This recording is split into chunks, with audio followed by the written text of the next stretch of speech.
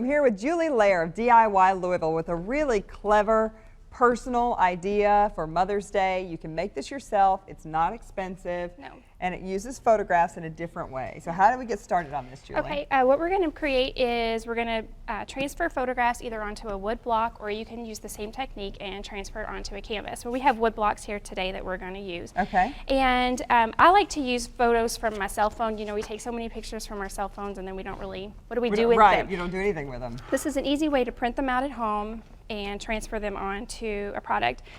When you print them out, you do want to use regular paper. You do not want to use a photo paper. So okay, it's just plain old white paper. Yes, and you want to use an inkjet printer from just your home printer. And you can choose different settings to make them have kind of neat looking colors. Yes, I've manipulated these on my iPhone to kind of give them this sort of vintage look. Right. I like that look. Okay.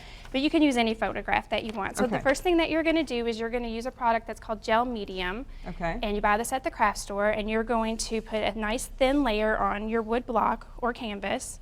And you don't want to miss any spots. That's very important to make sure that you get it completely covered, but you also don't want it to be real gloppy, okay. Or else your paper is going to tear. The one that I have here did kind of tear, so that does show how easy it will.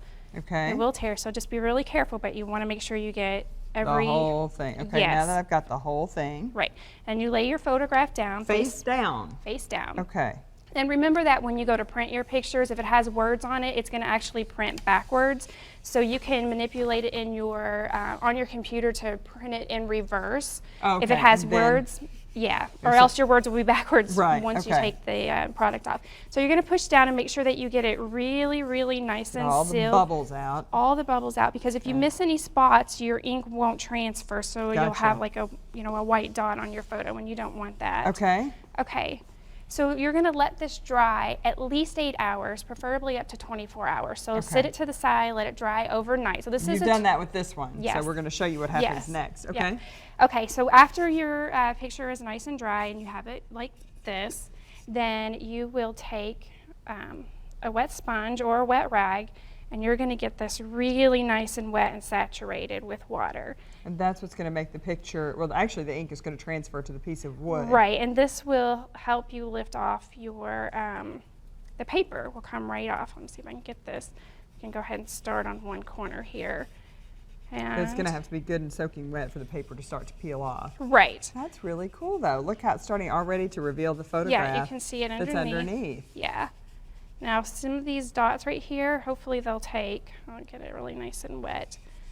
I think I've... And if they don't, it does give sort of a vintage look where it looks like it's been weathered a bit. So don't panic if you've got some of those. Let me show the finished product. This is one that's done on canvas. And you see there are some places here with kind of a weathered look to them. That's pretty cute. And you can do that with any picture that's special to mom. Takes just a little more than a day's time, yep. So plan ahead because you do yes. need to allow for drying time. Once you peel the paper off, there you see it's starting to kind of roll off there. You just keep rubbing. How long do you have to let it dry after that? And do you need to seal it? Yes, you can seal it. Once, I mean, it'll dry in an hour or two, and then you can use a Mod Podge product to create a sealer over the image. It gives it a nice gloss, but you can get this in different textures, and it'll give it a really nice gloss and a really nice finish, and that's your finished product. But you can also use your finger and kind of manipulate that. You can see that the image is right there on the wood, and you'll keep working at this. This is kind of a messy part right here, so cover your surface. Very good. And just keep working at it. It'll take you, a little bit, and you keep going over and over until all of the paper is gone.